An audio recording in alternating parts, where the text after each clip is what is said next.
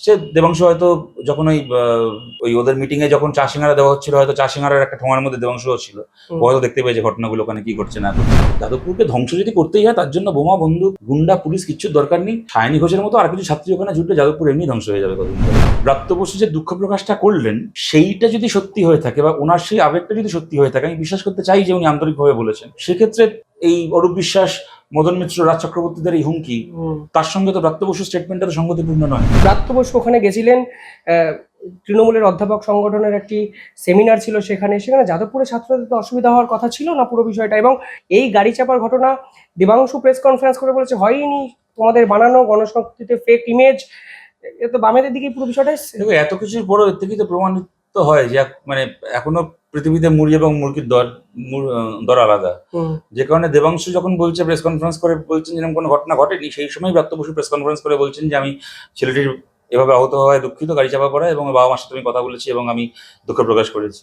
তো এখানে আলটিমেটলি এখানে তো দেবাংশুর সঙ্গে ব্রাত্য বসুর একটা তফাৎ আছে দেখে আমরা খুশি। আর দেখো কি ঘটেছে কি ঘটেনি, আমি তো ওখানে ছিলাম না, আমি বলতে পারবো না।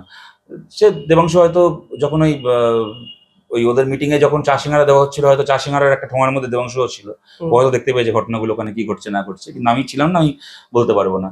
তবে এইটুকু আমি বলতে পারি, ব্রাত্য বসু যে দুঃখ প্রকাশটা করলেন, সেইটা যদি সত্যি হয়ে থাকে বা ওনার সেই আবেগটা যদি সত্যি হয়ে থাকে, আমি বিশ্বাস করতে চাই যে উনি আন্তরিকভাবে বলেছেন, সেক্ষেত্রে এই অরূপ বিশ্বাস, মদন মিত্র, রাজ চক্রবর্তীদের এই হুমকি, তার সঙ্গে তো ব্রাত্য বসুর স্টেটমেন্টটা তো সঙ্গতিপূর্ণ নয়। হ্যাঁ, তো সুতরাং এর তো ব্যাখ্যা ওদেরকেই দিতে হবে।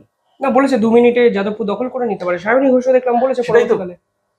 দেখো, আমি যতদূর সায়নী ঘোষ সম্পর্কে জানি, উনি বোধহয় নিজে যাদবপুরের ছাত্র ছিলেন এক সময়, তবে বোধহয় ওখানে ওনার যাই হোক পড়াশোনা কমপ্লিট হয়নি, উনি মাঝপথে যাই যে কোনো কারণে হোক হয়তো ছেড়ে দিয়েছিলেন বা অন্য কিছু।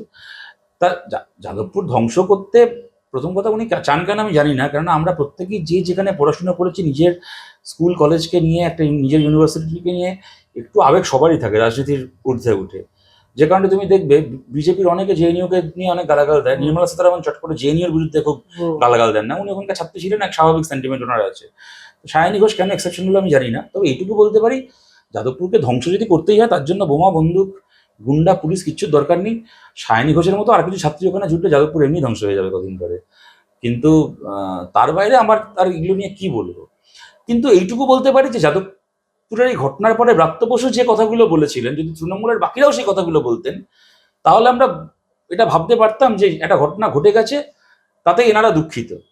কিন্তু আমি তো দেখলাম যে একমাত্র ব্রাত্য বসু ছাড়া বাকি গোটা তৃণমূল একবারে পাড়ার মস্তানের মতো এমন কথা বলছে যে আমরা বুঝতে পারছি যে পশ্চিমবাংলার এত কলেজ ইউনিভার্সিটি দখল করেও একটা ইউনিভার্সিটিকে দখল করতে না পেরে এদের যে একটা সর্বগ্রাসী দখলদারির মানসিকতা, তাতে আঘাত লাগছে, এবং এরা দাঁত মুখ বার করে সন্তানের থেকে ছোট ছেলে মেয়েদেরকে তাদের মানে এই লেভেলে তাদের সাথে নোংরামি করছেন।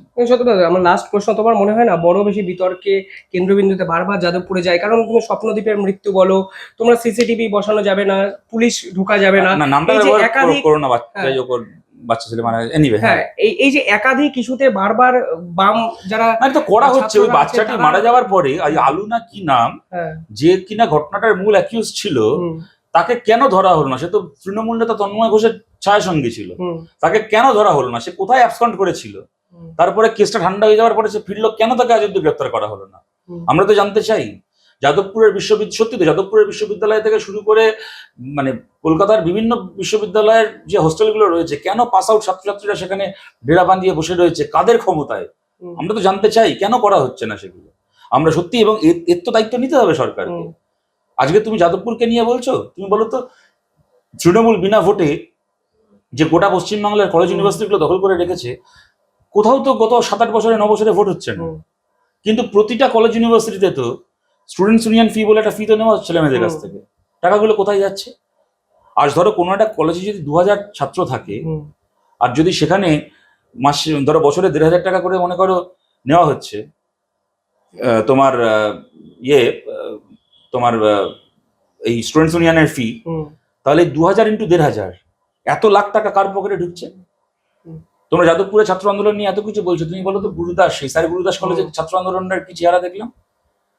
কে আনার নাম করে একটা জাল পাস ছাপিয়ে নজরুল মঞ্চে 2500 ক্যাপাসিটির মঞ্চে 7500 লোককে ঢুকিয়ে একজন শিল্পীকে মেরে ফেললো এরা। কিন্তু পুলিশ ঢুকতে পারবে না, অত আনন্দ যাদবপুর তো করে- এই দেশের বাইরে নয়, বারবার এটা তো প্রশ্ন কোনো ওঠে। বিশ্ববিদ্যালয়ই তো আইনের তো ঊর্ধ্বে না, তোমার বাড়িও তো নয়। তোমার বাড়িও তো আমি দেশের যদি বাইরে আইনের নয়। বিপক্ষে তোমার কিছু করি, তোমার- পুলিশ ঢুকতে পারে, এটাই তো আমাকে কথা। পুলিশ এসে চালান দিয়ে এটাই গেছে। তো কথা, তোমার বাড়ি দেশের বাইরে নয়, হুম।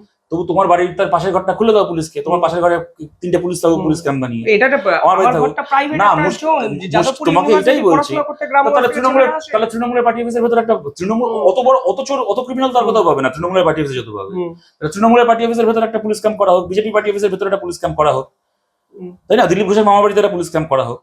আর তুমি যে কথাটা বলছো ওখানে কোনো আমি তো এটাই জানতে চাই, হুম। যাদবপুরে কোন ক্রাইমটা হয়?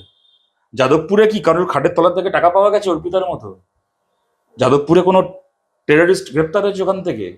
হুম। যেরকম গার্ডেনডি হরিবন ঘোষ কলেজে তৃণমূলের এক ছাত্রনেতা পরে দেখা গেল টেররিস্টের সঙ্গে যোগাযোগ, সে গ্রেপ্তার হলো?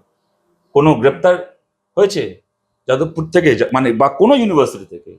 হুম।